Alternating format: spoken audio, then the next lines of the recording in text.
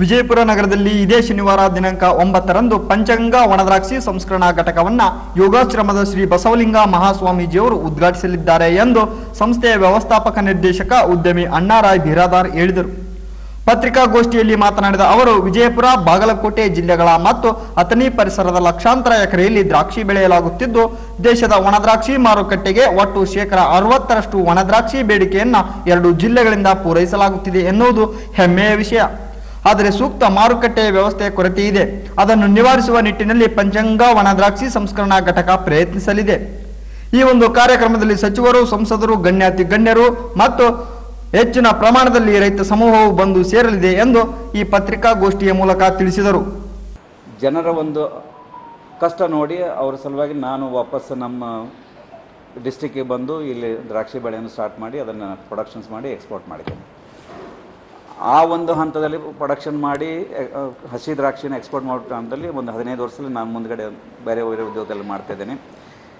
ಇವತ್ತಿನ ದಿವಸ ನಮ್ಮ ಕರ್ನಾಟಕ ರಾಜ್ಯ ಆಗಲಿ ಭಾರತದಲ್ಲೇ ಆಗಲಿ ರೈತರು ಬೆಳೆಯುವಂಥ ಬೆಳೆಗೆ, ರೈತರು ಬೆಳೆಯುವಂಥ ದ್ರಾಕ್ಷಿ ಬೆಳೆಗೆ, ಯಾವುದೇ ಬೆಳೆಗೆ ಆಗಲಿ ಅದೊಂದು ಪ್ರಾಪರ್ ಪ್ರೊಸೆಸ್ಸಿಂಗ್ ಯೂನಿಟ್, ನಾವೇನಂದು ಕ್ಲೀನಿಂಗ್ ಮಾಡೋದು, ಆಮೇಲೆ ಗ್ರೇಡಿಂಗ್ ಮಾಡೋದು, ಸಾರ್ಟಿಂಗ್ ಮಾಡೋದು ಒಂದು ಬಹಳಷ್ಟು ಕೊರತೆ ಇರೋದರಿಂದ, ಡ್ಯಾಮೇಜಸ್ ಭಾಳ ಆಗೋದ್ರಿಂದ, ರೈತರಿಗೆ ಅದರ ಬಗ್ಗೆ ಜ್ಞಾನ ಕಡಿಮೆ ಇರುವುದರಿಂದ ಅವರು ಯಾವುದೋ ಒಂದು ರೀತಿಯಿಂದ ಪ್ರೋಸೆಸ್ ಮಾಡಿ ಯಾವುದೋ ಯಾರಲ್ಲಿ ಏನೋ ಮಾಡಿಕೊಂಡು ಮಾರಾಟ ಮಾಡುವುದರಿಂದ ಅವರಿಗೆ ರೈತರಿಗೆ ಹೆಚ್ಚಿನ ಲಾಭ ಆಗ್ತಾ ಇರಲಿಲ್ಲ.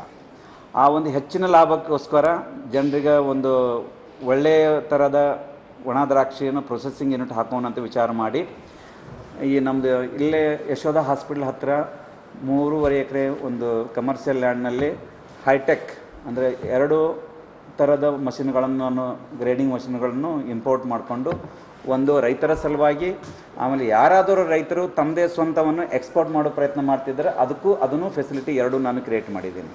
ಒಂದು ರೈತರ ಫಾರ್ಮರ್ ಲೈನ್, ಆಮೇಲೆ ಇನ್ನೊಂದು ಎಕ್ಸ್ಪೋರ್ಟ್ ಲೈನ್, ಇವು 2 ಲೈನ್ದಲ್ಲಿ ಮಾಡಿದ್ದೀನಿ. ಫಾರ್ಮರ್ ಲೈನಲ್ಲಿ ಇದ್ದಂಥ ಮಷಿನ್ನು ಇದು ಚೈನಾದಿಂದ ಇಂಪೋರ್ಟೆಡ್ ಆದದ್ದು ಮತ್ತು ಎಕ್ಸ್ಪೋರ್ಟ್ ಲೈನದ್ದು ಅದು ಇದು, ಅದರಿಂದ ಮೇಲೆ ಮತ್ತೊಂದಿಷ್ಟು ಎಕ್ಯುರೇಸಿ ಆಗೋದು ಒಂದು ಇದರಲ್ಲೂ ಮಾಡಿದ್ದೀನಿ. ಇದು ಹೆಚ್ಚು ಕಮ್ಮಿ ಒಂದು 4 ಕೋಟಿ ವೆಚ್ಚದಲ್ಲಿ ಇದನ್ನು ನಾನು ಲ್ಯಾಂಡ್ ಬಿಟ್ಟು ಮಷಿನರಿ ಮತ್ತು ಕನ್ಸ್ಟ್ರಕ್ಷನ್ ಲೈನ್ದಲ್ಲಿ ಅದು ಇನ್ವೆಸ್ಟ್ ಮಾಡಿದ್ದೀನಿ. ಒಂದು ದಿವಸಕ್ಕೆ 1 ತಾಸಿಗೆ ಒಂದೊಂದು ಮಷಿನ್ನಲ್ಲಿ ಒಂದು 3 ಟನ್ ಆಗುವಷ್ಟು ಒಳ್ಳೆಯ ಕ್ವಾಲಿಟಿ ಪ್ರೊಡಕ್ಷನ್ಸ್ ಆಗ್ತದೆ. ಅಂದರೆ ಹೆಚ್ಚು ಕಮ್ಮಿ ಒಂದು 6 ಟನ್ 1 ತಾಸಿನಲ್ಲಿ ಪ್ರೊಡಕ್ಷನ್ ಆಗುವಂಥ ಹೈ ಟೆಕ್ನಾಲಜಿ ಮಷಿನರಿ ಅಳವಡಿಸಿದ್ದೇವೆ. ಅದರ ಜೊತೆ ನಾವು ಏನು ಮಾಡ್ತೀವಿ, ಕ್ಲೀನಿಂಗ್ ಮಾಡೋ ಸಲುವಾಗಿ ಒಣ ದ್ರಾಕ್ಷಿಯನ್ನು ರೈತರು ತಂದ ತಕ್ಷಣ ಅದನ್ನು ವಾಪಸ್ ನಾವು ಕ್ಲೀನಿಂಗ್ ಮಾಡಿ, ಅಂದರೆ ವಾಷಿಂಗ್ ಮಾಡ್ತೀವಿ. ವಾಷಿಂಗ್ ಮಾಡಿ ಅದಕ್ಕೊಂದಿಷ್ಟು ಹೊಗೆ ಕೊಟ್ಟು ಅದನ್ನು ಆಟೋಮೆಟಿಕ್ ಲೈನ್ ಅದನ್ನು ಒಂದು ನಾವು ಹಾಕ್ಕೊಂಡಿದ್ದೀವಿ.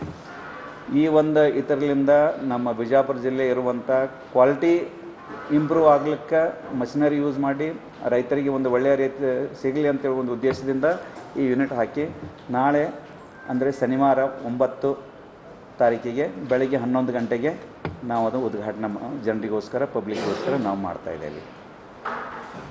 ಇದರಲ್ಲಿ ಮೇನ್ ನಮ್ಮ industrial minister M B Patil ಸಾಹೇಬರು ಇರೋದು, ಅವ್ರಿಗೆ ಎಲ್ಲ ಮಾತಾಡ್ಕೊಂಡಿದ್ದೀನಿ. ನಮ್ಮದು ಎಂ ಬಿ ಪಾಟೀಲ್ ಸಾಹೇಬರು ಇದ್ದಾರೆ, ಆಮೇಲೆ ನಮ್ಮದು ಇನ್ನೊಬ್ಬರು ಮಿನಿಸ್ಟ್ರು ಶಿವಾನಂದ ಪಾಟೀಲ್ ಇದ್ದಾರೆ, ರಮೇಶ್ ಜಿಗಜಿಣು ಇದ್ದಾರೆ, ಬಸನಗೌಡ ಪಾಟೀಲರು ಬರ್ತಾಯಿದ್ದಾರೆ, ಯಶವಂತಗೌಡ ಪಾಟೀಲರು ಬರ್ತಾಯಿದ್ದಾರೆ.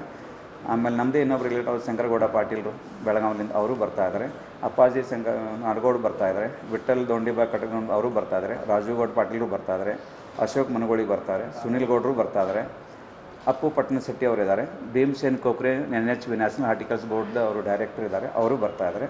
ನಮ್ಮದು ಎಕ್ಸ್ MLA ಸೋಮನಗೌಡ ಪಾಟೀಲರು ಬರ್ತಾಯಿದ್ದಾರೆ.